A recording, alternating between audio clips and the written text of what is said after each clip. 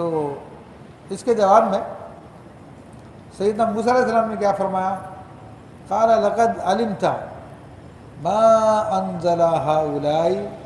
الا رب السماوات والارض بصائر،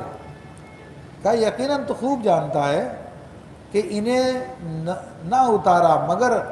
آسمانوں اور زمینوں کے مالک نے، دل کی آنکھیں کھولنے والی ہیں۔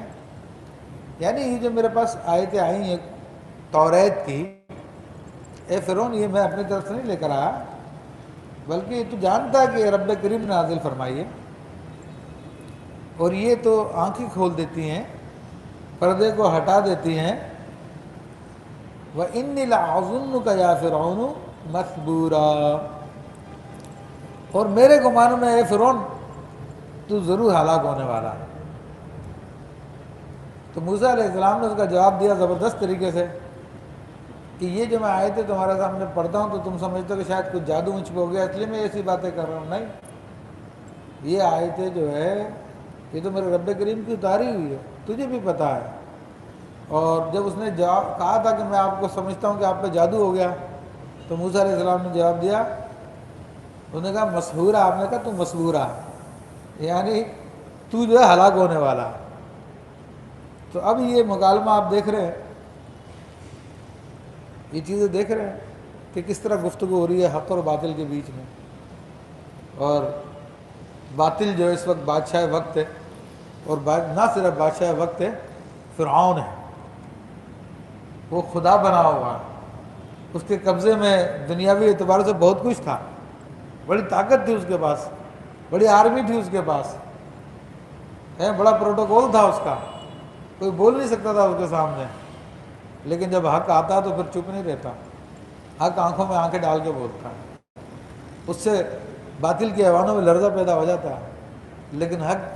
حق ہوتا ہے، وہ بولتا ہے۔ تو فرعون جواب میں کیا کہتا؟ فَأَرَادَ أَن يَسْتَفِزَّهُم مِّنَ الْأَرْضِ، تو اس نے چاہا کہ ان کو زمین سے نکال دے، یعنی ان کو ذلیل و رسوا کر دے، ان کو نکال کے کہیں اور قید کر دے، بھیج دے۔ تو اللہ فرماتا فَأَغْرَقْنَاهُ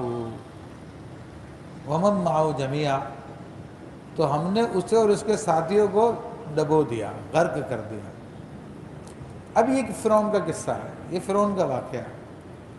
سمجھ رہے بات ہے؟ اور نبی علیہ السلام کے زمانے میں بھی یہی ہو رہا تھا کہ آپ علیہ السلام جب ان کو قرآن کی آیتیں پڑھ پڑھ کے سناتے تھے، اللہ کے احکام سناتے تھے، تو کفار مکہ جو بڑے بڑے سردار تھے، بڑے طاقتور تھے، بڑے ان کے غلام تھے، بڑے ان کی فوج تھی، ہتھیار تھے، سب کچھ تھے، پوری بدماشی کرتے تھے وہ لوگ،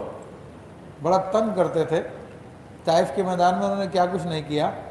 سرکار دو عالم صلی اللہ علیہ وسلم نماز پڑھتے تھے، اونٹ کی اوجڑی ڈال دیا کرتے تھے، دھمکیاں دیتے تھے، غریب صحابہ کرام کو ظلم کرتے تھے، حضرت بلال کو تپتی ریت پہ لٹاتے تھے، انگاروں پہ لٹاتے تھے، صہیب رومی کو سزا دیتے تھے، امیہ حضرت عمار کو سزا دیتے تھے، ان کے والد کو سزا دیتے تھے، ان کی والدہ کو شہید کر دیا، کیا کیا نہیں کیا ان لوگوں نے۔ لیکن حضور علیہ السلام نے ان کے سامنے حق کا پیغام رکھا، اور جب وہ نہیں مانے تو نتیجہ کیا نکلا؟ پھر یہ لوگ قتل کیے گئے۔ بدر کے اندر ان کا پہلا قتال ہوا، اور فتح مکہ میں ان کی کہانی ختم ہو گئی، فتح مکہ کے موقع پہ ان کی کہانی ختم ہو گئی۔ تو اب یہ باطل بدل بدل کر آتا ہے، شکلیں بدل بدل کر آتا ہے۔ فرعون کے زمانے میں، موسیٰ علیہ السلام کے زمانے میں تو وہ بادشاہ وقت تھا، نبی علیہ السلام کے زمانے میں بادشاہ تو نہیں تھا لیکن سردار تھے۔ آج ہمارے زمانے میں بھی یہی صورتحال ہے،